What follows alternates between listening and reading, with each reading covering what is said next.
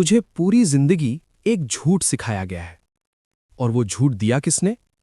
तेरे दुश्मनों ने नहीं, उन लोगों ने जो तुझसे प्यार करते थे। उन्होंने कहा, सीधा रह, मेहनत कर, अच्छा इंसान बन, सही लोग तुझे जरूर नोटिस करेंगे। और तूने मान लिया, बिना सवाल किए, बिना सोचे। तू उस मीटिंग में बैठा, तेरा पॉइंट सही था, तेरा डेटा ठोस था, लॉजिक अटूट था, तू सही था, और क्रेडिट किसी और को मिला।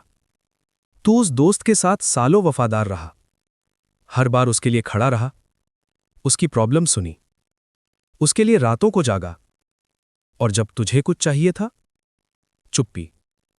तू उस इंसान के साथ जेन्युइन रहा, रिस्पेक्टफुल रहा, और वो सीधा उस बंदे के पास चला गया जो उसे रिप्लेसेबल ट्रीट करता था। सही होने ने तुझे नहीं बचाया, अच्छा होने ने तुझे प्रोटेक्ट नहीं किया, नाइस होने ने तुझे कुछ अर्न नहीं कराया। और तू आज भी सोच रहा है, क्यों? मेरे साथ ही ऐसा क्यों होता है?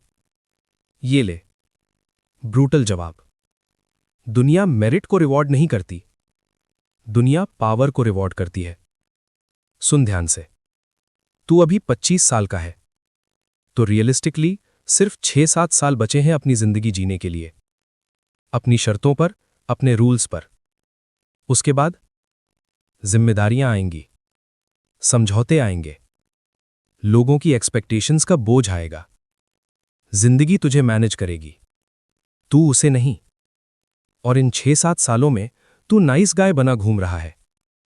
ये सुन और गांठ बांध ले, हर एक इंटरैक्शन एक पावर डायनामिक है।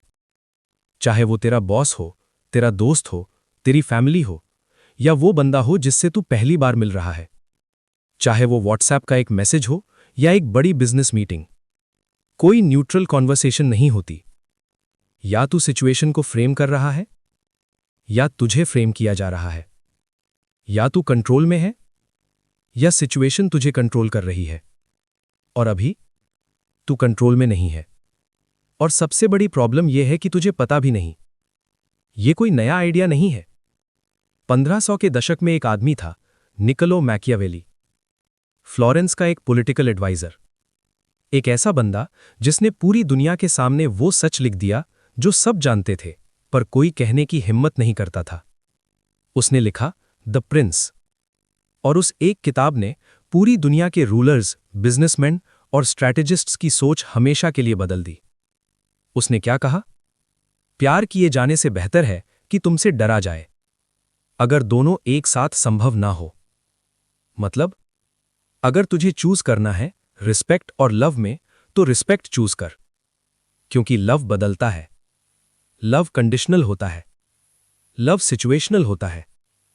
लेकिन एक आदमी जो कॉन्सिक्वेंसेस देता है, उसे लोग भूलते नहीं, उससे लोग डरते नहीं, उसे लोग सीरियसली लेते हैं। और उसके बाद आया Robert Greene, the 48 laws of power का ऑथर। एक ऐसा बंदा जिसने मैकियावेली के आइडियाज को मॉडर्न दुनिया के लिए ट्रांसलेट किया।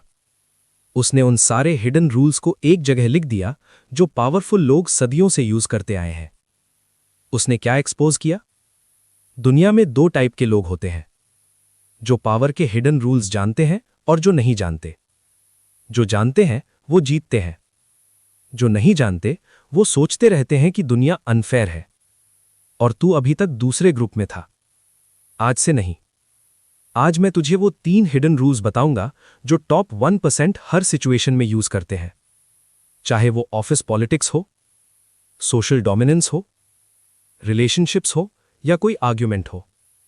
ध्यान से सुन, नोट्स ले, क्योंकि ये तुझे कोई स्कूल नहीं सिखाएगा। रूल नंबर 1, लोगों पर तुझ पर डिपेंड करा।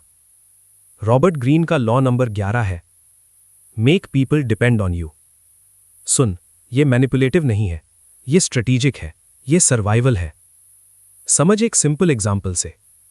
ऑफिस में 2 कॉलीग्स हैं, राहुल और विकास। राहुल हर काम खुद करता है, चुपचाप, किसी को बताता नहीं, हर डेडलाइन पर डिलीवर करता है। बॉस उसे एक डिसेंट, रिलायबल एम्प्लॉय समझता है। विकास अलग स्ट्रैटेजी यूज करता है। वो जानबूझकर ऐसी स्किल्स डेवलप करता है जो सिर्फ उसके पास है। क्लाइंट प्रेजेंटेशंस, वो। न्यू सॉफ्टवेयर ट्रेनिंग, वो। बॉस के इंपॉर्टेंट क्वार्टरली रिपोर्ट्स, वो। कंपनी का सबसे बड़ा क्लाइंट, उसका पर्सनल कॉन्टैक्ट। अब बता, बॉस किसे फायर कर सकता है? राहुल को? आसानी से, कोई फर्क नहीं पड़ेगा, कल कोई और आ जाएगा। विकास को? इम्पॉसिबल, क्योंकि विकास के बिना सब कुछ रुक जाएगा। प्रोजेक्ट्स अटकेंगे, क्लाइंट्स नाराज होंगे, कंपनी को नुकसान होगा। यही है डिपेंडेंसी का खेल। और ये सिर्फ ऑफिस तक लिमिटेड नहीं है। फ्रेंडशिप्स में, रिलेशनशिप्स में, फैमिली में, जो इंसान सबसे ज्यादा वैल्यू देता है वो सबसे ज्यादा पावर रखता है। Actionable strategy? अपनी वर्कप्लेस में आज ही आइडेंटिफाई कर, कौन सी एक चीज है जो सिर्फ तू कर सकता है, कौन सी एक स्किल है जो तुझे इररिप्लेसेबल बनाती है। उस स्किल को शार्पन कर, उसे अपनी आइडेंटिटी बना। जो चीज रिप्लेस नहीं हो सकती वो चीज पावरफुल होती है, और जो पावरफुल होती है वो सरवाइव करती है। रूल नंबर 2, सेलेक्टिव ऑनेस्टी का साइकोलॉजी। ये सबसे डेंजरस और सबसे अंडररेटेड टूल है। रॉबर्ट ग्रीन कहते हैं, disarm people with strategic honesty. मतलब कभी कभी एक बड़ी सच्चाई बोल दे ताकि लोग तेरी बाकी सब बातों पर आंखें मूंद कर भरोसा करें। एग्जाम्पल समझ, तू किसी से नेगोशिएट कर रहा है, job offer, business deal, salary hike या कुछ भी। वीक बंदा क्या करता है? सब कुछ हाइड करता है, डिफेंसिव रहता है, हर सवाल पर अनकंफर्टेबल हो जाता है, और सामने वाला ऑटोमैटिकली सेंस करता है ये कुछ छुपा रहा है, इस पर भरोसा नहीं करना। स्मार्ट बंदा क्या करता है? वो पहले खुद एक छोटी सी वीकनेस बता देता है। देखो, मुझे ऑनेस्टली बताना चाहिए, मेरे पास इस स्पेसिफिक फील्ड का उतना एक्सपीरियंस नहीं है, लेकिन जो रिजल्ट्स मैंने दूसरी जगह डिलीवर किए हैं वो देखो। बस खेल खत्म। तूने खुद वीकनेस एडमिट की तो सामने वाले का ब्रेन ऑटोमैटिकली सोचेगा ये ऑनेस्ट है, ये ट्रांसपेरेंट है, इस पर भरोसा किया जा सकता है। और अब उसका गार्ड डाउन है, उसकी डिफेंसिव वॉल गिर गई, और अब तू उसे वहां लीड कर सकता है जहां तू चाहता है।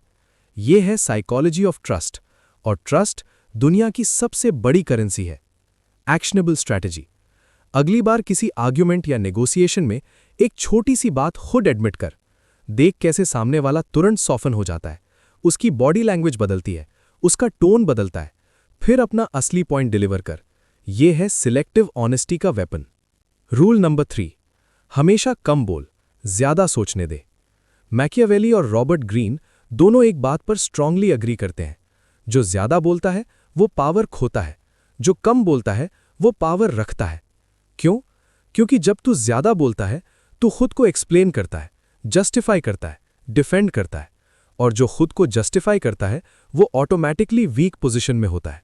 वो बता रहा है मुझे तेरी अप्रूवल चाहिए, और जो अप्रूवल मांगता है वो कभी डोमिनेंट नहीं होता। रियल लाइफ एग्जाम्पल: तेरा बॉस तुझसे कहता है ये प्रोजेक्ट अच्छा नहीं था।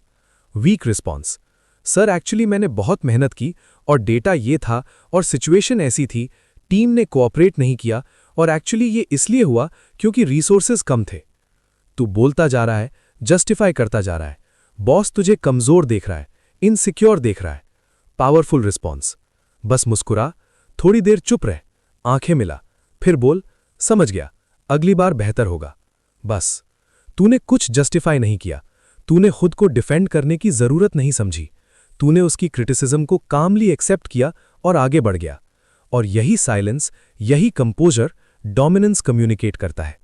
बॉस के मन में ऑटोमैटिकली एक रिस्पेक्ट आती है, क्योंकि जो इंसान प्रेशर में भी काम रहता है वो लीडरशिप मटेरियल होता है।